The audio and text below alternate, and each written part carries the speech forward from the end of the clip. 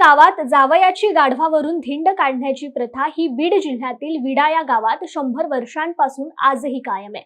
धुलीवंदनाच्या दिवशी धिंड काढण्यासाठी प्रत्येक वर्षी नवीन जावई या गावकऱ्यांना शोधावा लागतो, कारण एकदा धिंड झालेल्या जावयाला पुन्हा संधी दिली जात नाही। त्यामुळे प्रत्येक वर्षी नवीन जावई शोधणे हे विडा गावातील नागरिकांपुढे आव्हानच असतं। मात्र अचानक ते एखाद्या जावयाच्या घरी जाऊन रात्रीच त्यांना उचलून आपल्या गावामध्ये घेऊन येतात आणि त्यांची ढोल ताशांच्या गजरात गाढवावरून मिरवणूक काढली जाते।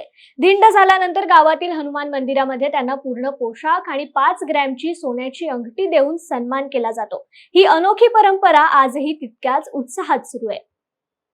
ही परंपरा 100 वर्षापूर्वी सुरू झालेली परंपरा आहे आणि एकंदर थट्टा मस्करीमध्ये सुरू झालेला हा कार्यक्रम आहे। त्यावेळेस येथील जहागीरदार आनंदराव देशमुख यांचे जावई या ठिकाणी नेमके त्याच वेळेस इथं आलेले होते धुलीवंदनाच्या दिवशी, आणि त्यावेळेस त्यांनी रंग लावण्याबरोबरच थट्टा मस्करीमध्ये त्या ठिकाणी त्यांनी त्यांची गाढवावर बसून गावातील हमरस्त्यावरून मिरवणूक काढली आणि त्यावेळेसपासून ही परंपरा आजपर्यंत चालू आहे।